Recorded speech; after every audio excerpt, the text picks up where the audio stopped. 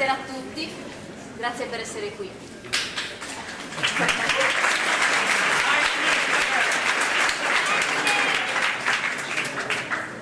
Quest'anno il gruppo di teatro in inglese presenta un testo teatrale americano, un classico, Our Town di Thornton Wilder. Metteremo in scena la vita, tutta, nella sua routine quotidiana, in una città che potrebbe essere dappertutto.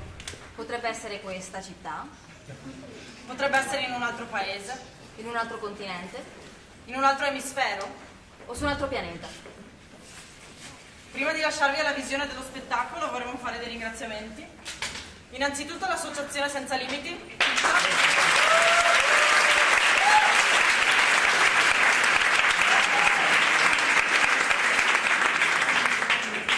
e al suo presidente Luigi,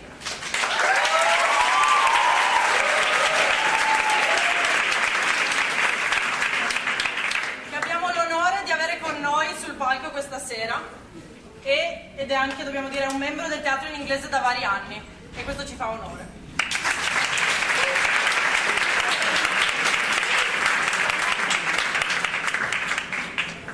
Poi vorremmo ringraziare i tecnici che ci seguono da anni, anche loro, non solo quest'anno ma anche gli anni passati, Alberto, Giampiero, Andrea e Sergio.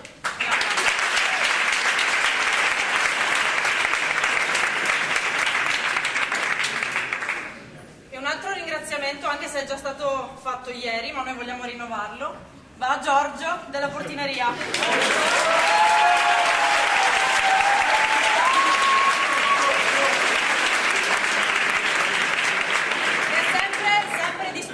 Ci ha anche salvato in situazioni di emergenza. Quindi grazie.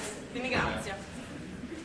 And last but not least, vogliamo ringraziare i nostri ragazzi con tutto il nostro cuore, perché quest'anno ci siamo ritrovati a gestire un gruppo di 32 persone. E vedrete, ci sono 32. Però non è stato sempre facile.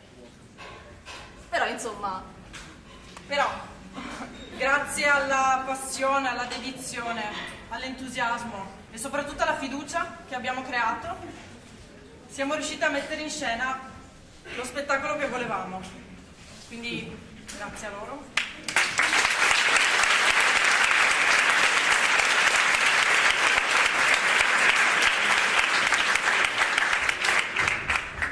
So, Ladies and gentlemen, welcome to our town.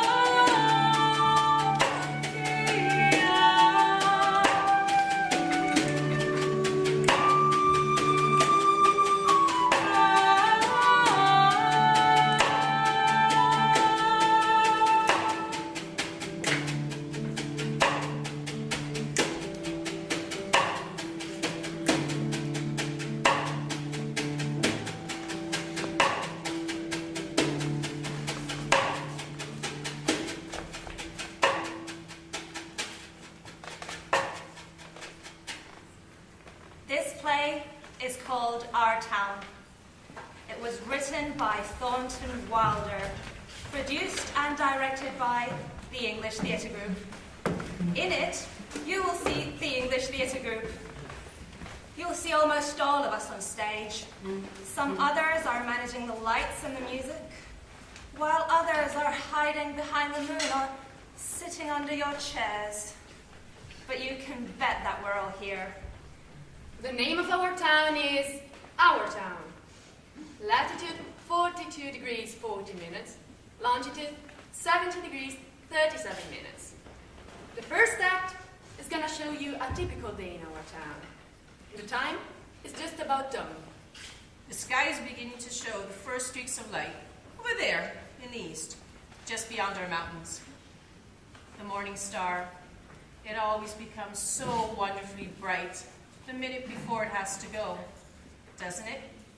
Well, we'd better show you how our town lies. Up here, it's Main Street.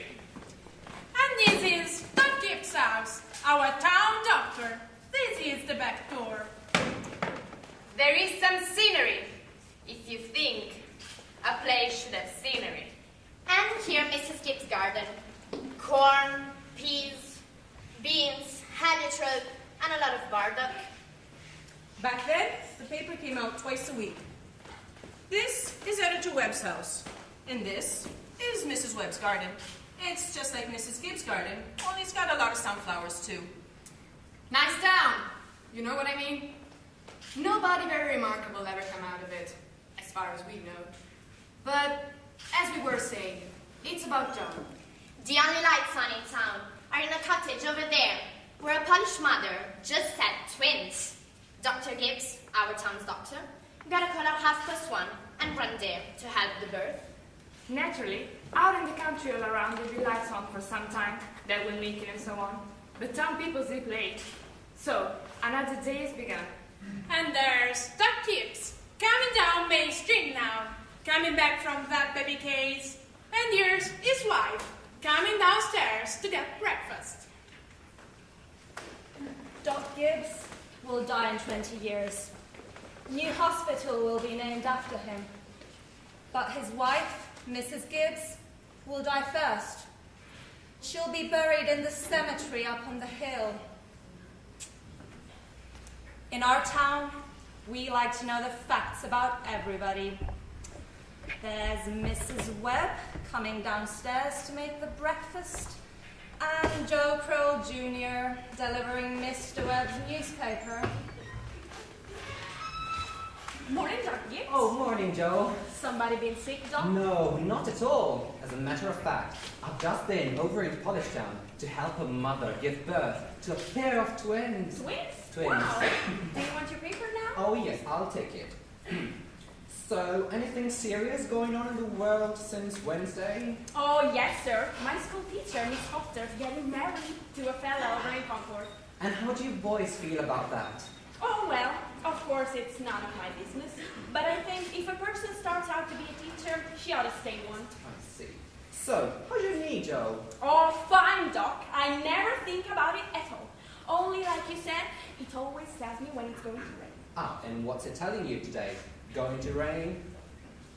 No, sir. Sure. Yes, sir. Knee ever made a mistake? No, sir. Great. Bye, Doc. Bye. Want to tell you something about that boy, Joe Crowell there. Joe is awful bright. He will graduate from high school here, head of his class. So he will get a scholarship to university and will graduate head of his class there too. They will write about it on the newspaper. Going to be a great engineer, Joe is. But the war will break out and he will die in France. All the education for nothing. Oh, God, Bessie! What's the matter with you today? Oh. And here comes Howie Newsom, delivering the milk. Morning, Doc. Oh, morning, Howie. Somebody sick? No, pair of twins born over to Mrs. Gorzlowski's in Polish Town. Twins! This town is getting bigger every year. Yes. So, Going to rain, Howie? No, fine day. Burn through. Hello, Bessie. How old is she, Howie? Going on 17. Bessie's all mixed up about the route ever since the lockers stopped taking the quarter of milk every day. She wants to leave him a quarter just the same, but she keeps calling me the whole trip. Mrs. Gibbs! Good morning, Howie. Morning. Doc is just coming down the road. Is he? Seems like you're late today. Yeah, something went wrong with the separator. Don't know what it was. Thank you. Here you are. Bye. Come on, Bessie. Doc? Howie?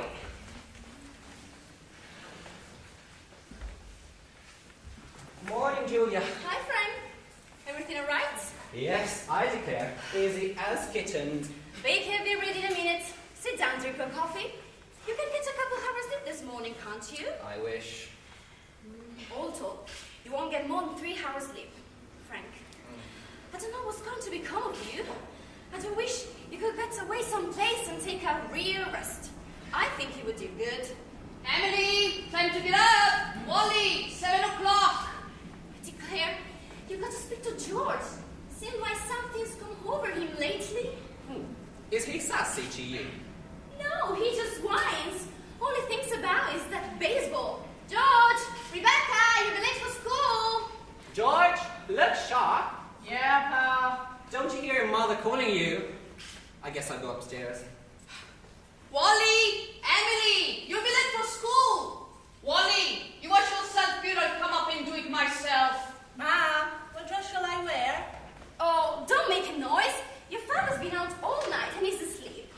I wash and iron the white dress for you special. Ma, I hate that dress. Oh, hush up with you. Every day I go to school dressed like a sick turkey. Now, Rebecca, you always look very nice. Ma, George's throwing soap at me. I come and slap the both of you. That's what I do. Good morning, Mama.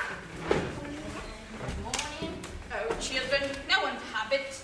Breakfast is just as good as any other meal. No one have you gobbling like wolves. To stunt your growth, that's a fact. What were your book, Wally? Oh, Ma, by 10 o'clock I got to know all about Canada. Yes, but you know the rules as well as I do. No books at table. As for me, I'd rather have my children healthy than bright. But Mama, I am both. You know I am. I am the brightest girl in school for my age. I have a wonderful memory. Eat your breakfast. I'm bright too when I'm looking at my stamp collection. Seems to me 25 cents a week is enough for a boy your age. I don't know how to spend it on. Oh, Ma, I've got lots of things to buy. I don't see Rebecca comes have so much money. She's more than $1. I've been saving it up great well. Well, dear, I think it's a good idea to spend some money every now and then. Mama, do you know what I love the most in the world? Do you? Money. Eat your breakfast. Sorry. Oh, bye, Mom. Bye. Walk fast, but you don't have to run. Wally, pull up your pants up the knee. Stand up straight, Emily. Thank you, ladies. Thank you very much. Now we're going to skip a few hours. But first, we want some more information about our town. Kind of a scientific account, you might say. So, I've asked Professor Willard of our state university to sketch in a few details about past history here. Is Professor Willard here? May I introduce you, Professor Willard of our state university. Just a few brief notes, thank you, Professor. Unfortunately, our time is limited. Our town, let me see. Our town lies on the old Pleistocene granite of the Appalachian Range. It's some of the oldest land in the world. We're very proud of that. A shelf of Devonian basalt crosses it with vestiges of Mesozoic shale, but that's all more recent, 200, 300 million years old. Some highly interesting fossils have been found 2 miles out of the town in Sealspec and Scalpasher. They can be seen at the museum in our university at any time. That is, at any reasonable time. Shall I read some of Professor Gruber's notes on the meteorological situation, precipitation, etc.? Afraid we won't have time for that, Professor. But we might have a few words on the past history of man here. Yes, anthropological data. Early Amerindian stock, Cotahuasi tribes. No evidence before the 10th century of this era. Now entirely disappeared. Possible traces in 3 families. Migration towards the end of the 17th century of the English brachiocephalic blue-eyed stock. Since then, some Slav and Mediterranean. And the population, Professor Willard? The population within the town limits is 2,640. Just a moment, Professor. Oh, okay. So the population at the moment is 2,642. The postal district brings in 507 more, making a total amount of 3,149. Mortality and birth rates constant, by a person's gauge, 6,032. Thank you very much, Professor. We're all very much obliged to you, I'm sure. Not at all, sir. Not at all. Thank you, and this way, Professor. Now, the political and social report. Editor Webb. Mr. Webb. Mr. Webb is editor and publisher of the Our Town Gazette. That's our local paper, you know. Well, in our town, we're lower middle class. Politically, we're 80% Republicans, 10% Democrats, 5% Socialists, rest indifferent. Religiously, we're 80% Protestants, 10% Catholics, rest indifferent. Do you have any comment, Mr. Webb? Very ordinary town, if you ask me. A little better behaved than most. Probably a lot duller. Now, is there anyone in the audience who would like to ask Mr. Webb anything about the town? Is there no one in town aware of social... Come forward, will you, where we can all hear you. What were you saying? Is there no one in town aware of social injustice and industrial inequality? Oh yes, everyone is. Something terrible. Seems like they spend most of their time talking about who's rich and who's poor. For God's sake, why don't they do something about it? Well, I don't know. I guess. Is there any cultural love of beauty in our town, sir? No, sir. Not in the sense you mean. No, there ain't much culture. But maybe this is the place to tell you that we've got a lot of pleasures of a kind here. We like the sun coming up over the mountains in the morning, and we all notice a good deal about the birds. We pay a lot of attention to them, and we watch the change of the seasons. Everybody knows about them, but those other things, you're right, sir, there ain't much. So I thought. Thank you, Mr. Webb. Thank you, Mr. Webb. Now, we'll go back to our town. It's early afternoon. Of the 2,642 citizens of our town have had their lunch, and all the dishes have been washed. The children are coming home from school. Hello, Emily. Hello. You made a wonderful speech in class today. Well, I was really ready to talk about the invention of the printing press, but at the last minute, Miss Corcoran made me talk about the Renaissance instead. I worked an awful long time on both of them. Gee, Emily, I could just see your head nights when you're doing your homework over in your room. Oh, why? Can you? Yeah, you certainly do stick to it. I don't see how you can sit still that long. I guess you like school. Oh, well, I always think it's something you have to go through, and it passes the time. Yeah. Emily, what do you think? We could work out a kind of telegraph from my window to yours, and you could give me some hint about one of those algebra problems. What do you think? Well, okay, so if you get stuck, you can whistle at me, and I'll help you. Okay. Oh, Emily, I guess you're just naturally bright. Oh, no, I figure that's just the way a person's born. Good morning, Mrs. Webb. Oh, good morning, George. Well, I'd better go now. Okay. See you. Bye. Bye. Bye. Emily, come and help me string some of these beans for the winter. Wow. George Gibbs let himself have a real conversation, didn't he? He must be growing up. How old would George be? I don't know. He must be almost 16. Oh, Mom, I made a speech in class today, and I was really good. You must recite it to your father at supper. It was about the Renaissance. I'm going to make speeches all my life. Mama, are these big enough? Try and make them a little bigger, if you can. Mama, will you answer me a question seriously? Of course, dear. Mama, am I pretty? Yes, of course you are. All my children have good features. I'd be ashamed if they hadn't.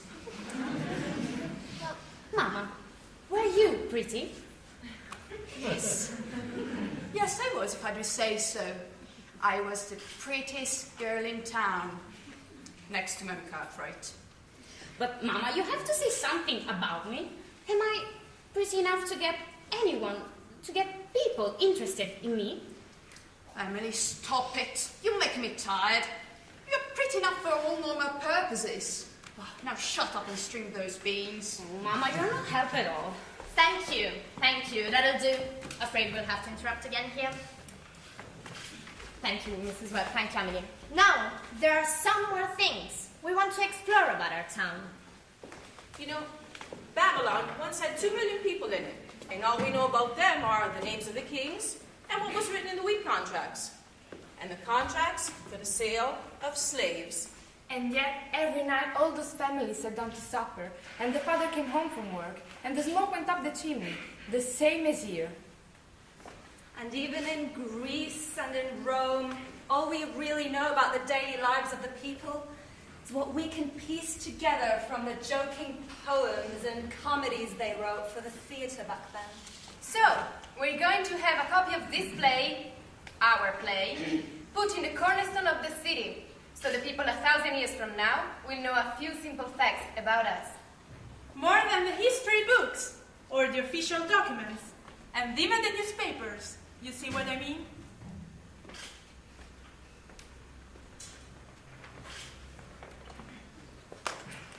So,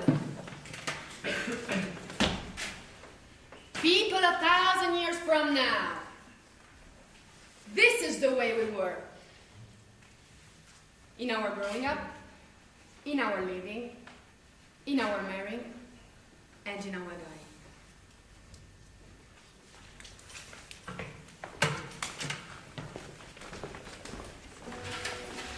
It's evening.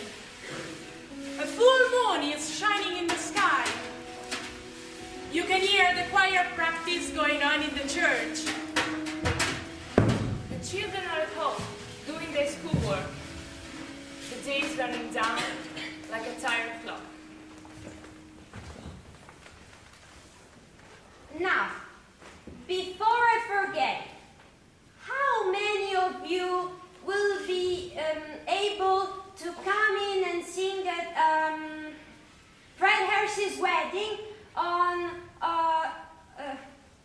Tuesday, right? If you could please show me your hands. Oh, that'll be right, nice, thank you. Now we'll do alls and alls. You remember, it's no lyrics, just music, but please make it talk. Are you ready? Sopranos.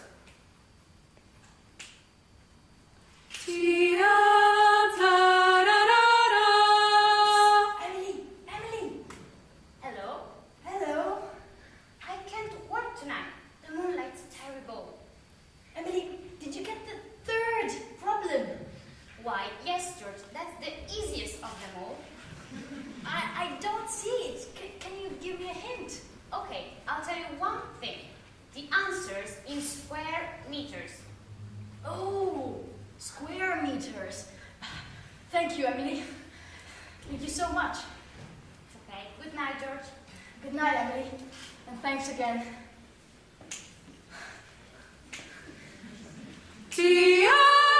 Now! Music! Come into the world to give pleasure. Softer, you get it out of your head that music's only good when it's loud. You leave loudness to the Methodists. You couldn't beat them.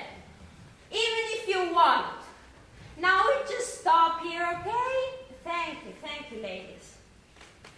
Good night, Irma. I'll make sure I tell my husband. I'm sure he'll want to put it in the paper.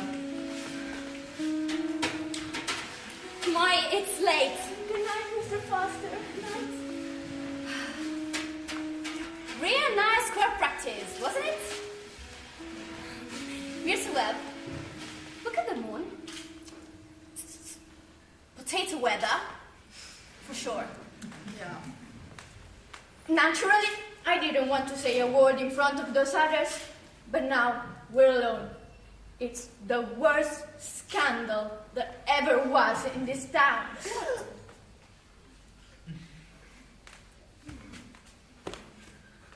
Sally Stimson, now Ella, but Julia, to have the organist of a church, drink and drunk, year after year. You know she was drunk tonight.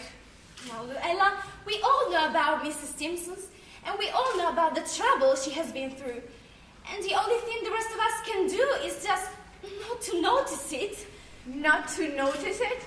But it's getting worse. No, Luella, it's getting better. Trust me, I've been in the choir twice as long as you have. Doesn't happen anywhere near so often. I hate to go home on nights like this. Well, I better hurry, or those children will be up till all hours. Good night, Luella. Can you get home safe, Lila? Oh, it's as bright as day. I can see Mr. Soames calling at the window now. You'd say we'd been to a dance the way the man will carry on. Good night. Good night. You are late enough. We had a real good time, and it isn't any later as usual, Frank. And you stopping at the corner to gossip with a lot of hens. Oh, come on, Frank. Don't be grouchy. Come out to smell the heliotrope in the moonlight. Fine.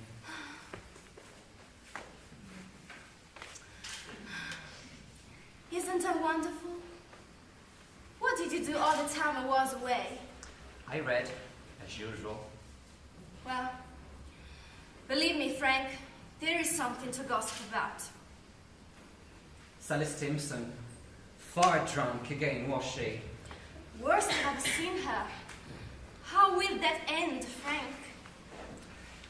I guess I know more about Sally Stimson's affairs than anybody in this town. Some people just aren't made for small town life. I don't know how that will end. I'm just afraid there is nothing we can do but just leave it alone, Julia. Come on, get in.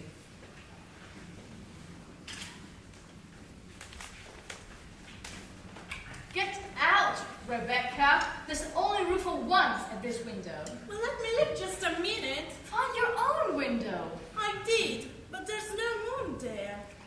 George, do you know what I think? Do you? I think maybe the moon is getting nearer and nearer, and there'll be a big explosion. Rebecca, you don't know anything. If the moon were really getting nearer, the guys that sit up all night looking at it would know about it. It would be in all the newspapers. George, is the moon shining on South America, Canada, and half of the whole world? I suppose it is.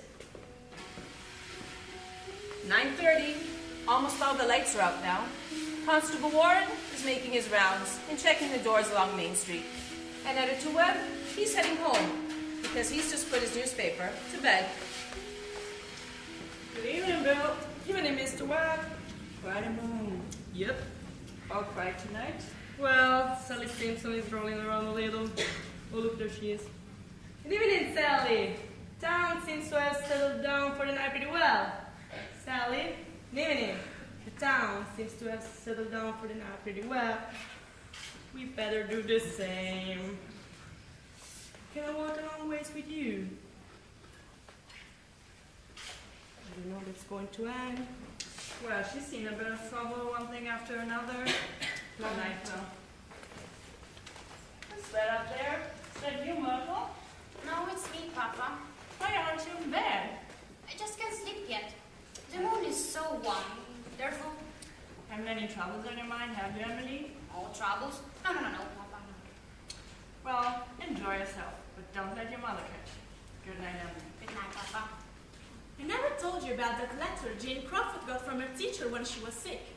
He wrote Jane a letter, and on the envelope, the address was like this. It said, Jane Crawford, the Crawford farm, our town, our country. What's so funny about that? But listen, it's not finished. It said, our continent, our universe, the Earth, the solar system, the universe. That's what it said on the envelope. What do you know? And the postman wrote it just the same. What do you know?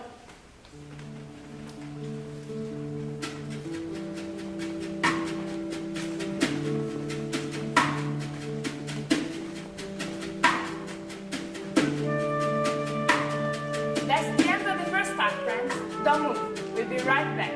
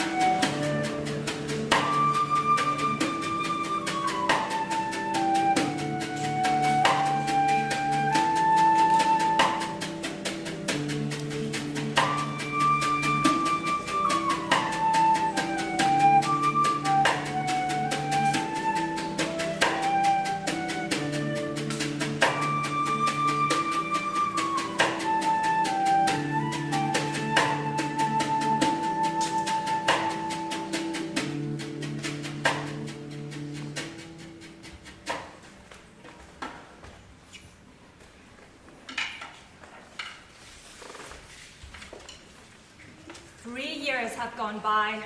Yes, the sun's come up over 1,000 times.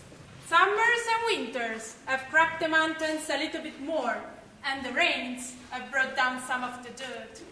And some babies that weren't even born before have begun talking regular sentences already. And some who thought they were still young have discovered they can't climb a flight of stairs like they used to, without their hearts fluttering a bit. All that can happen in 1,000 days. Nature's been pushing and contriving in other ways too. A number of young people fell in love and got married. Almost everybody in the world gets married, you know what I mean. In our town, there ain't hardly any exceptions. Most everybody in the world climbs into the graves married. The first act was called the daily life. This act is called love and marriage. There's another act coming up after this. I reckon you can all guess what that one's about. So, it's 3 years later. It's early morning. Only, this time it's been raining. It's been pouring and thundering. All yesterday over there on Main Street, the rain looked like curtains being blown along. Looks like it's gonna start again, any time now. And here's Mrs. Gibbs and Mrs. Webb come down to make breakfast, just as though it were an ordinary day. Now, I don't have to point out to the women in my audience that those ladies they see before them, both of those ladies cook 3 meals a day. One of them for 20 years and the other for 40. And no summer vacation.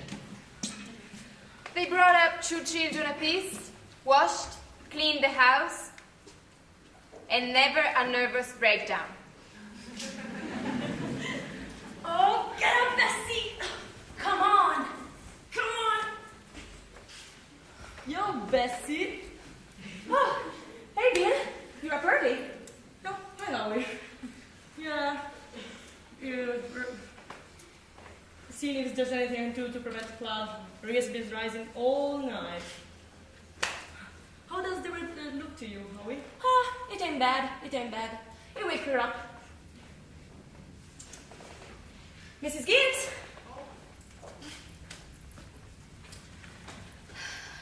Good morning, Howie. Morning.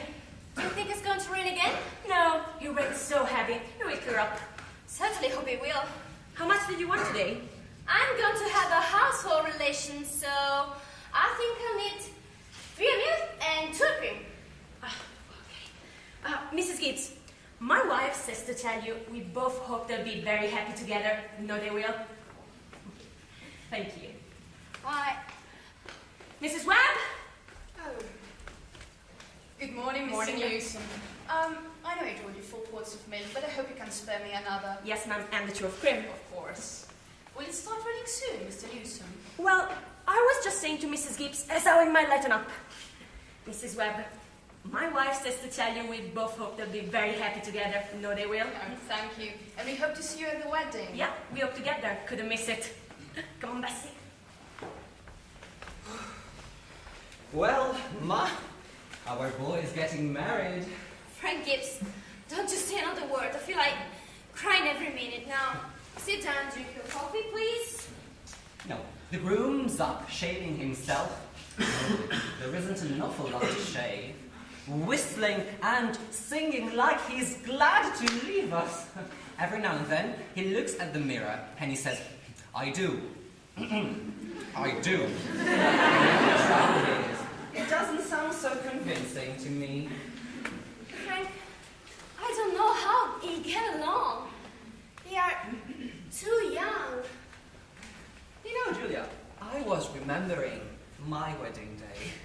Now don't start that, Frank Gibbs. I was so scared.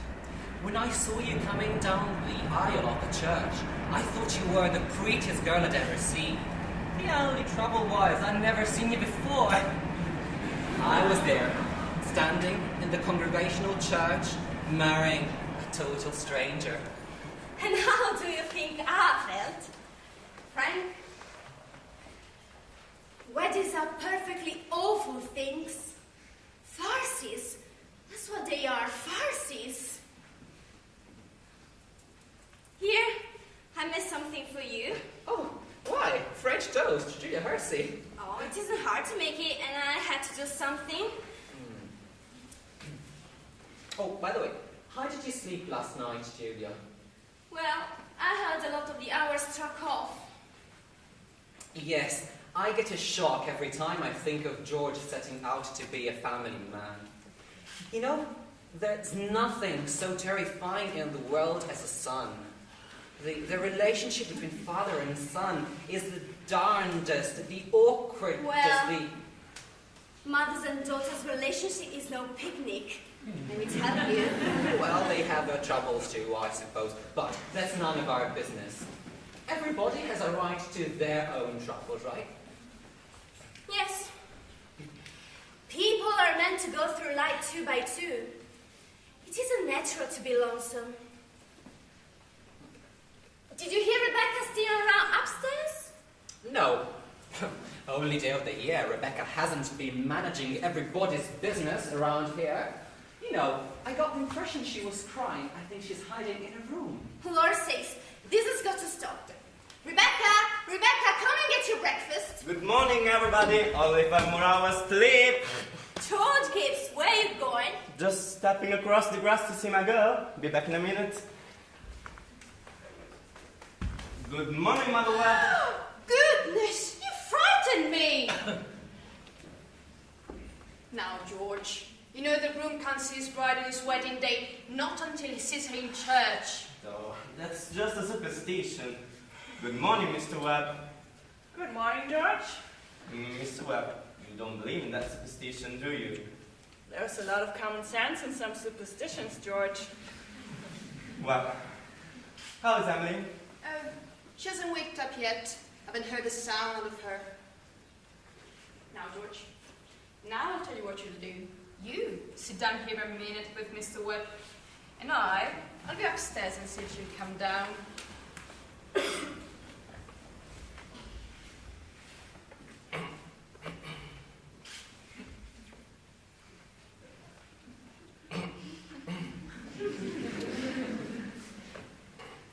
Well, George, how are you? Well, fine, I'm fine. Mr. Webb, how would old were you when you got married? Oh, age hasn't much to do with it, George. Not compared with, other things. What were you going to say, Mr. Webb? Oh, I don't know, George. Was I going to say something? I was thinking the other night of some advice my father gave me when I got married. Charles, he said. Charles, start out early showing who's the boss, he said. Best thing to do is to give an order, even if it doesn't make sense, just so she learned to obey. And he said, if anything about your wife irritates you, her conversation or anything, just get up and leave the house. That will make it clear to her. Well, Mr. Webb, I don't think I could. So I took the opposite of my father's advice, and I've been happy ever since. And let that be a lesson to you, George. Never to ask advice on personal matters. No, Charles, are you still talking about that old farm? I thought you to be talking about something worthwhile. Well, Myrtle, if you want to give the boy some advice, I go upstairs and leave you alone with him. Now, George, you see, Emily's got to come downstairs and eat her breakfast. She sends her love, but she doesn't want to lay eyes on you, so goodbye. Goodbye. Thank you, Mrs. Webb. Now, I have to interrupt again here. You see, we want to know how all this began. This wedding, this plan to spend a lifetime together. I'm awfully interested in how big things like these begin. You know how it is. You're 21 or 22, and you start making some decisions, and then whoosh, whoosh, whoosh, whoosh, whoosh. You're 70. You have been a lawyer for 50 years. And that gray-haired old lady at your side has eaten over 50,000 meals with you. How do such things begin? George and Emily are now going to show you the conversation they had when they first realized that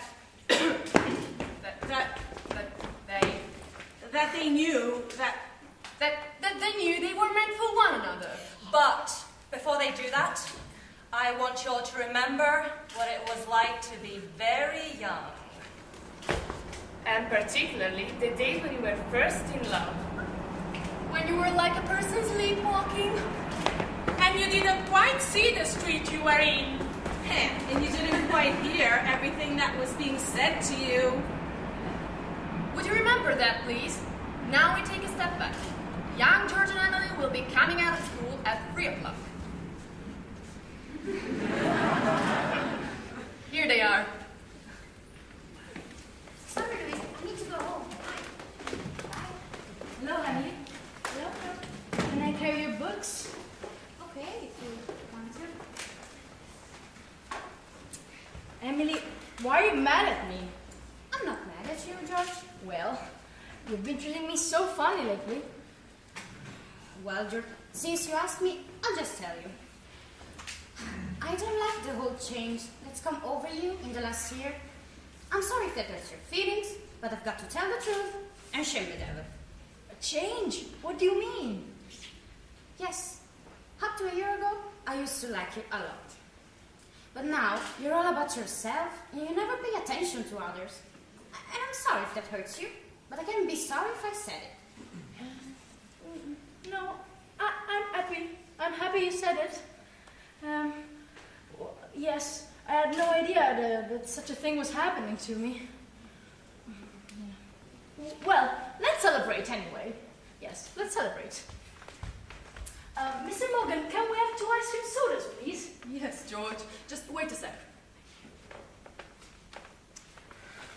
Mr. Morgan, I'm celebrating because I've got a friend who tells me all the things that ought to be told me. Well, what a nice thing. Then let's celebrate then. Here you are, guys. Would you excuse me? Yes, Mr. Ellis, what can I do for you? Please, George, don't say that. Don't think No, of that. I don't know. No, Emily, you stick to it. I'm glad you spoke the way you did. But I'll change so quick. You bet I'll change. Although, there was one thing wrong in what you said. And it was when you said that I wasn't noticing people. You, for instance, I was noticing you. George, how could I have known that? Emily, listen. I think that once you found a person that you're really fond of, I mean, a person who's really fond of you too, and likes you enough to be interested in your character, well, I think that's awfully important. That's what I think. I think it's terribly important too. Emily, do you think that if I do improve and make a big change, would you, could you... But I am now. I always have been. Oh, okay. So I guess this is an important conversation we've been having. Yes. Good. Well then, if you wait just a minute, I will walk you home, okay? Okay.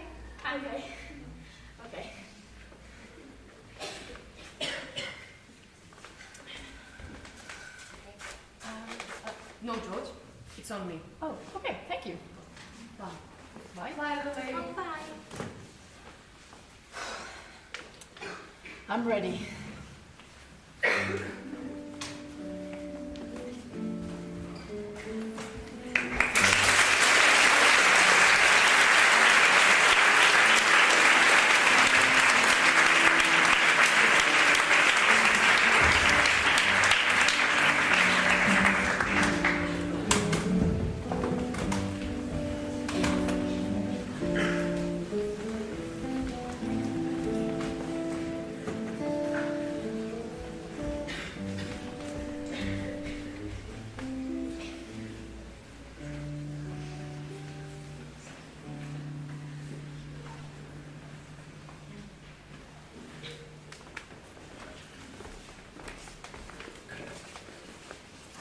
There are lots of things to be said about a wedding.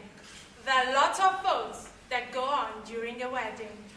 We can't get them only to one wedding naturally, and especially not into a wedding at our town, where they're awfully plain and short. For a while now, the play gets pretty serious.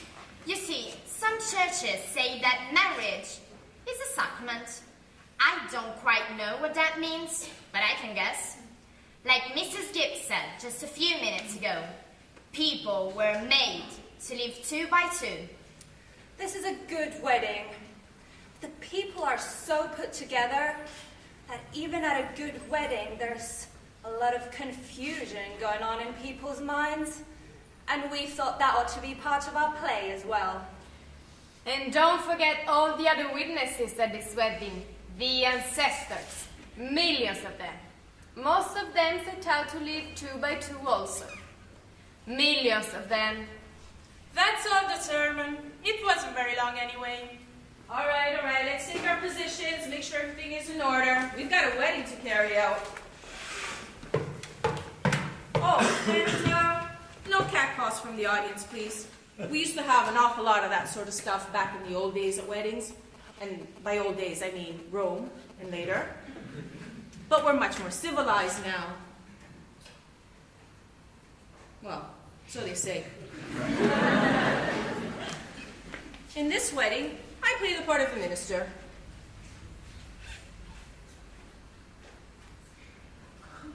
And that gives me the right to say something more about it.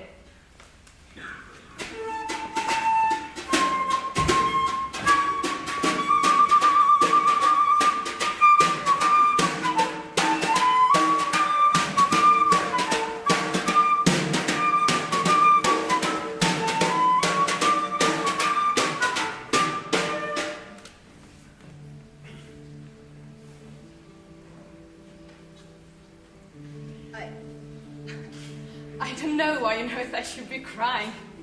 I suppose there's nothing to cry about. It came over me at breakfast this morning.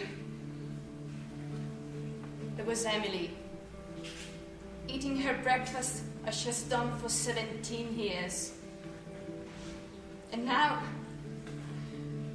she's going off to eat it in someone else's house. I suppose that's it.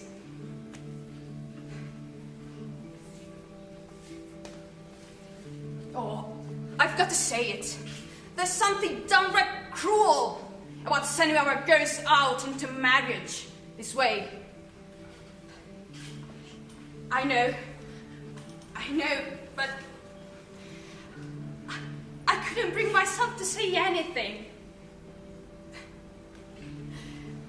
The same happened to me as well.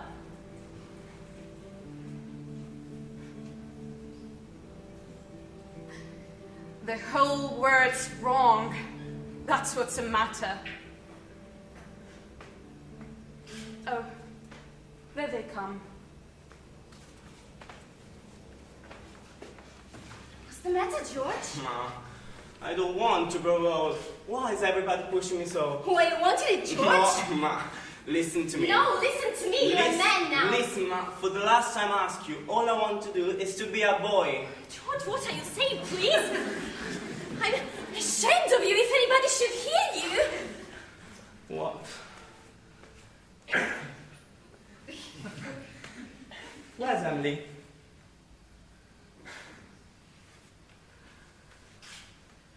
Sorry, Ma. I got confused. You gave me such a turn.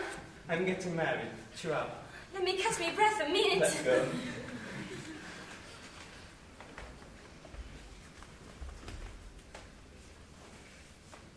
I never felt so alone in my whole life. And George, over there, looking so... I hate him. I wish I were dead. Papa! Emily, now don't get upset. Papa, I don't want to get married. Shh, everything's all right. Why can't you stay for a while, just as I am? Let's go away. Now stop that for a minute. But don't you remember that she used to say all the time? You used to say that I was your girl. There must be lots of places we could go to. I could work for you. I could keep house. You mustn't think of such things. You're just nervous. George, will you come here a minute? Well, you're marrying the best young fellow in the world. George is a fine fellow. Papa. George, I'm giving away my daughter. Do you think you can take care of her? Mr. Webb, I want to try. Emily, I'm going to do my best. I love you, Emily. I need you. Well, if you love me, help me then. I will. All I want is someone to love me. I will, Emily. Emily, I'll try. But, I mean, forever. Do you hear? Forever and ever. Now you know it'll be all right. Come, Louis. Come.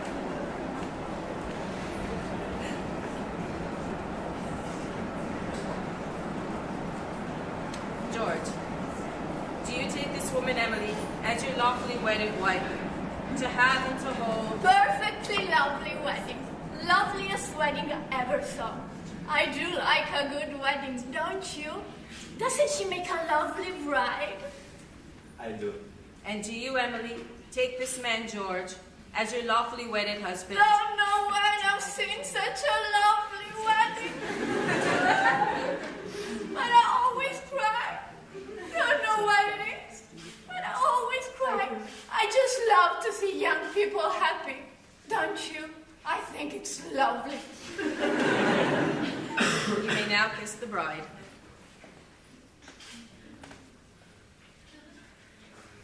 I've married over 200 couples in my day. Do I believe in it? I don't know. A marries B. Millions of them. And it's always the same old story. The cottage, the go-kart, the Sunday afternoon drives in the Ford, the first rheumatisms, the grandchildren, the second rheumatisms, the deathbed, and the reading of the will.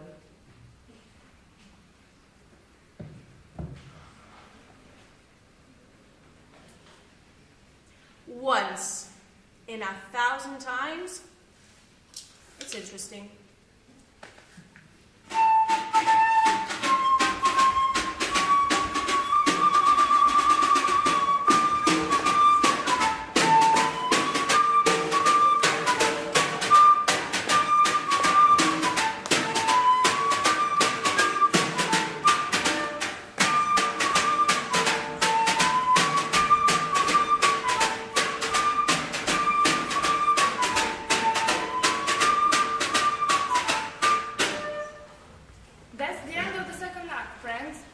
30 seconds intermission. But aren't they a lovely couple? I'm sure they'll be happy.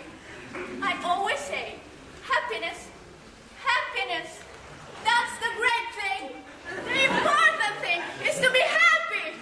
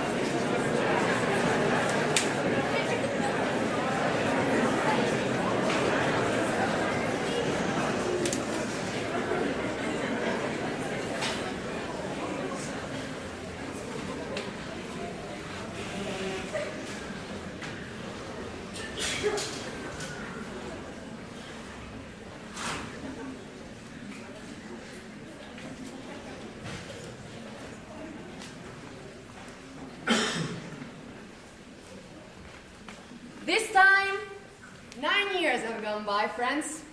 Summer. Gradual changes in our town. You'd be surprised, though. On the whole, not much changes around here. This is certainly an important part of our town. It's on a hilltop, a windy hilltop. Lots of sky, lots of clouds, often lots of sun, moon, and stars. You come up here on a fine afternoon, and you can see ranges and ranges of hills. Awful blue they are. And if you've got a glass, way up you can see the white mountains and all the towns that lie around them. And quite a ways down is our town.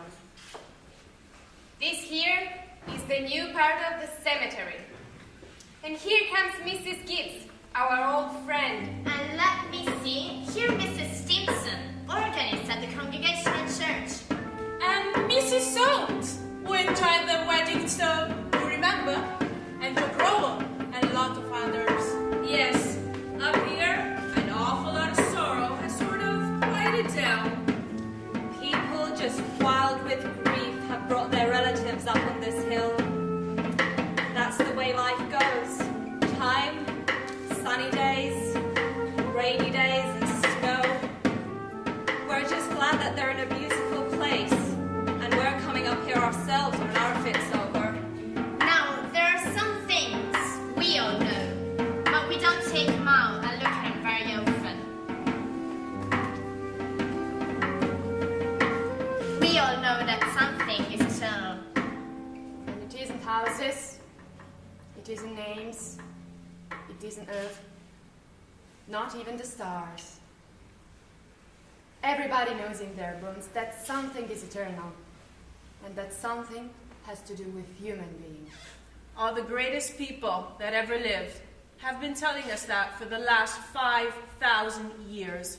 And yet, you'd be surprised how people are always losing a hold of it. There's something way down deep that's eternal about every human being. You know as well as I do that the dead don't stay interested in us living people for that long. Gradually they lose hold of the earth, and the ambitions they had, and the pleasures they had, the things they suffered, and the people they loved. And they stay here, while the earth part of them burns away, burns out. And all the time they slowly get indifferent to what's going on in our town. They're waiting. They're waiting for something that they feel is coming. Something important and great.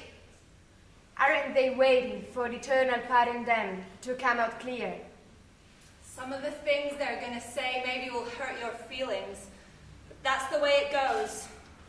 Mother and daughter, husband and wife, enemy and enemy, money and miser. All these terribly important things slowly grow pale around here.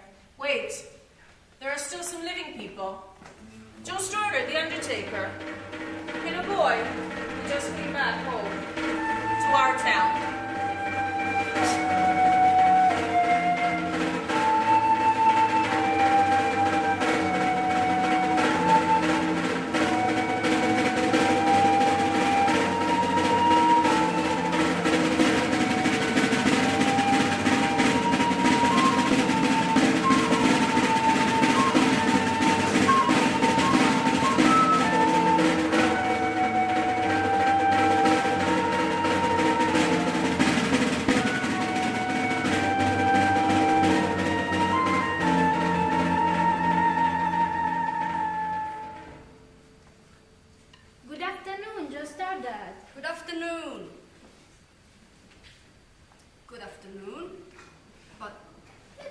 see now.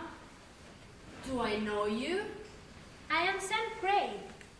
For gracious sakes alive, of all people, should I know you'd be back for the funeral? You've been away a long time, Sam. Yes, I've been away over 12 years. I'm in business out in the west now, Joe. But I was in the east when I got news of my cousin's death. So I thought I'd combine things a little and come and see, the old home. You look well. Yes. Don't complain.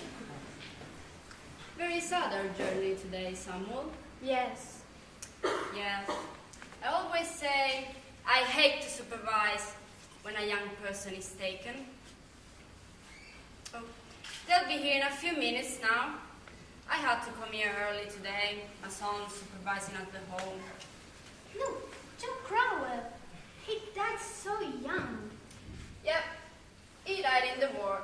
All that education for nothing. Why, that's my Aunt Julia. I had forgotten that she... Of course. Yeah, Doug Gibbs lost his wife 3 years ago. About this time. And today's another pretty bad blow for him too. That's my sister Carrie's boy, Sam Craig. I hate when they're around. Sally. Do they choose their own verses much, Joe? No, mostly the bereaved pick a verse. But let me see. I wanted to look at my mother's and father's. Yes, they're over there with the cracks, Avenue F. She was organist at church, wasn't she? Drank a lot, we used to say. Nobody was supposed to know it. She'd seen a peck of trouble.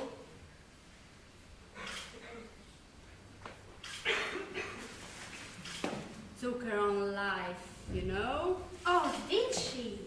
Hung herself in the attic. They tried to hush it up, but of course it got around. She chose her own epitaph. You can see it there. It ain't a verse exactly. Why, it's just some notes of music. What is it? Oh, I wouldn't know. It was brought up in the newspapers at the time. Joe, what did she die of? Who? My cousin. Oh, didn't you know? Had some trouble bringing a baby into the world. Was her second, though. There's another boy about 4 years old. The grave is going to be over there? Nope. There ain't much more space among the Gibbses, so they're opening up a whole new Gibbs section over there by Avenue B. Oh, I see they're coming. You'll excuse me now. Who is it, Julia?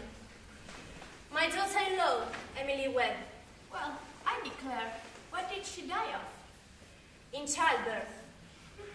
Childbirth. I'd forgotten all about that. Wasn't life awful? And wonderful? Wonderful. Was it? Sally, now I remember Emily's wedding. Wasn't it a lovely wedding?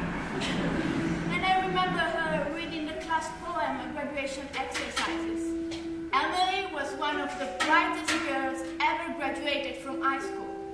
I called on them at their new farm just before I died. Perfectly beautiful farm.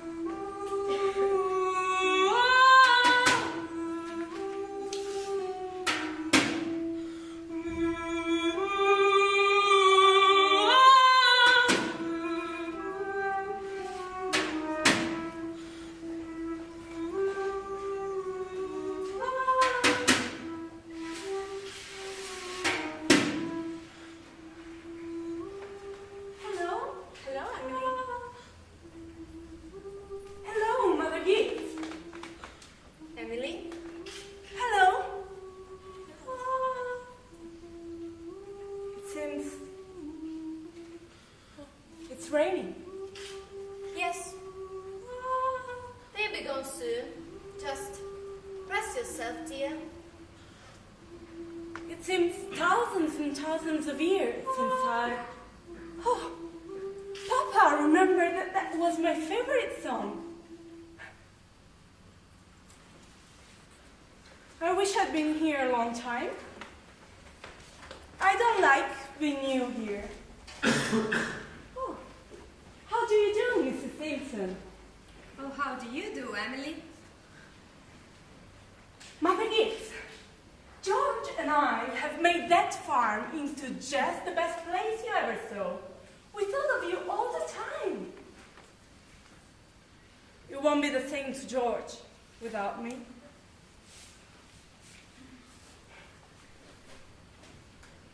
Mother Gibbs, when does this feeling go away of being one of them? How long does it... Dear, just rest yourself. I know. Look, they're finished. They're going.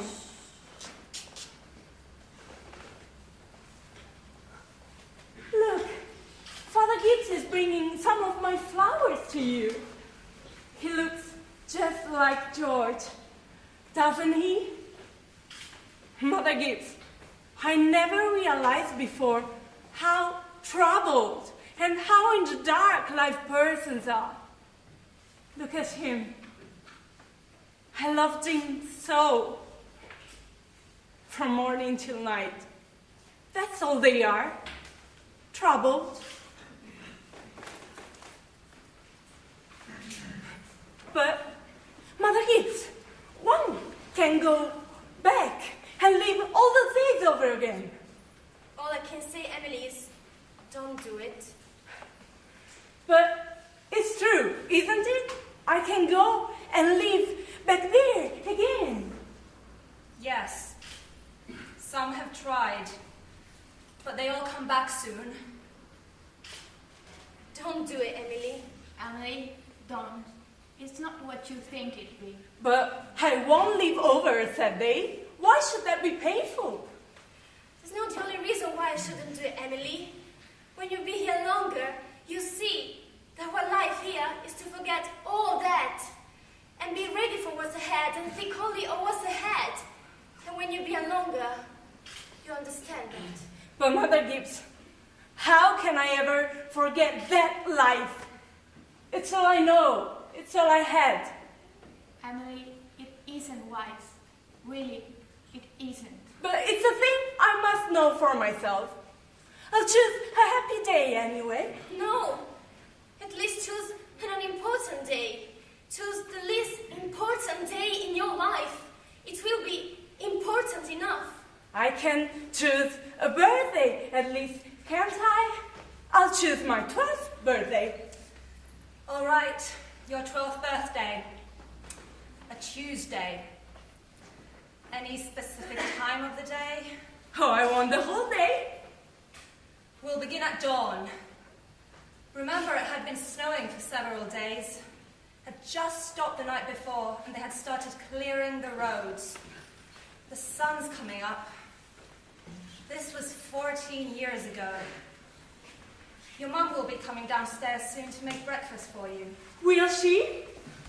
Oh, look, there's Howie Newsom. And there's our policeman. Oh, come on, Bessie. Oh, morning, Bill. Morning, Howie. You're up early. Yeah, I've been rescuing a party, some guy in froze to death. Got drunk and loud in his no Morning, Mr. Warren. Morning, Howie. Emily, time to get up. Mama, I'm here. How young Mama looks. I didn't know Mama was ever that young. Oh, good morning, Mr. Newsom. Ooh, it's 10 below by my bar. bar. Think of it. Keep yourself propped up. Good morning, Bill. Sharp bell this morning. Morning, Mr. Webb. Been any trouble here? Yeah, I was called up this morning to rescue a Polish fella. We must get in the paper. very much.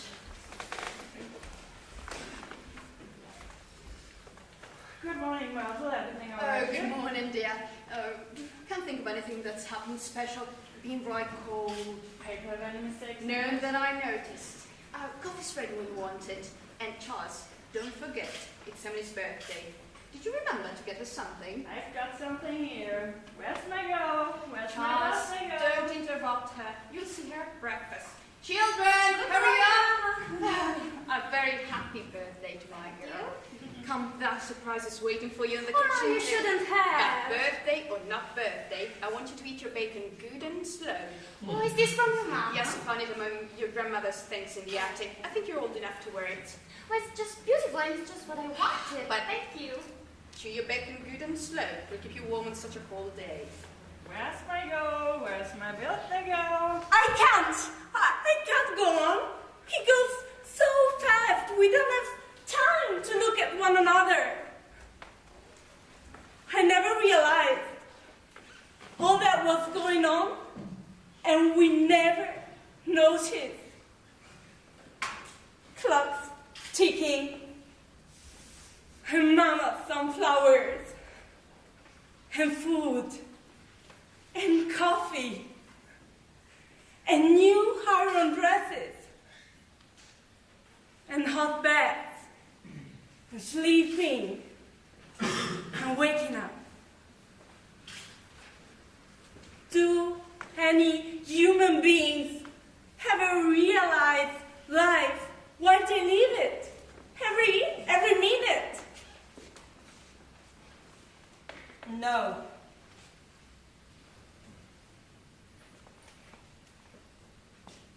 The saints and the poets, maybe they do some. I'm ready to go back.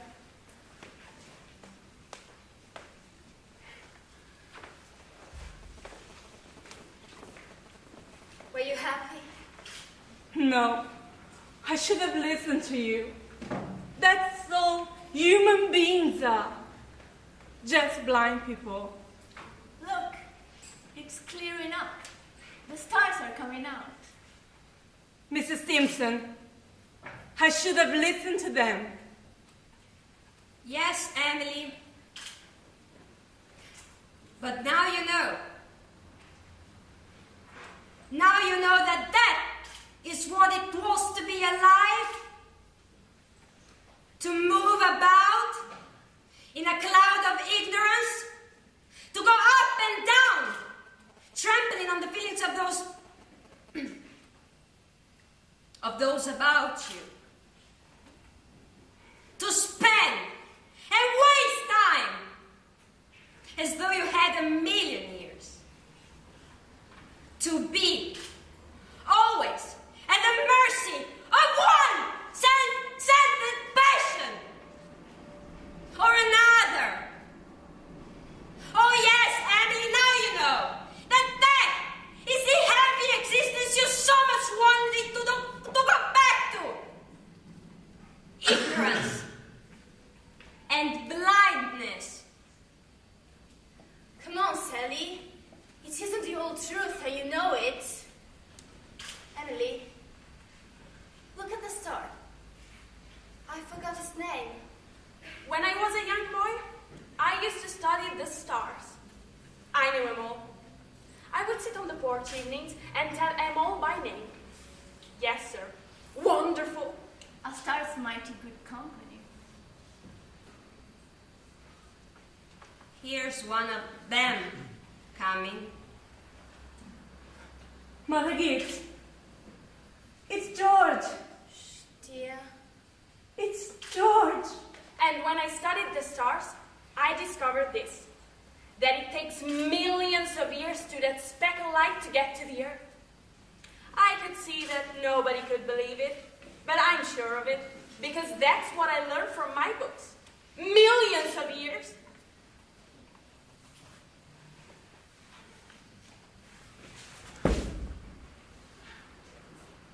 Mother Gibbs,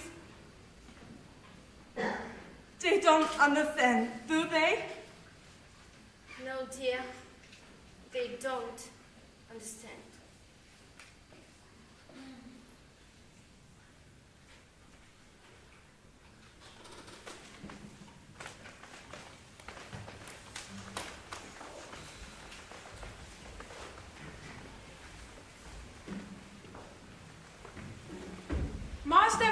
is asleep in our town. There are few lights on. Mothers are putting their newborn children to sleep. Students are doing their homework behind their desks. Husbands and wives are getting ready to go to sleep, side by side, just like every night.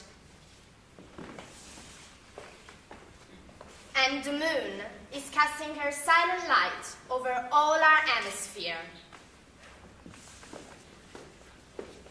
The sky has cleared up, and there are the stars doing their old crisscross journeys across the skies. Scientists haven't settled the matter yet, but it seems there are no living beings in the planets up there. Just fire and dust. Only this one is pulling away and trying hard, trying so hard all the time to make something of itself. And the effort's so bad that every 16 hours, everybody lies down and gets a rest. Well, it's 10:30 in our town. You get a good rest too. Good night.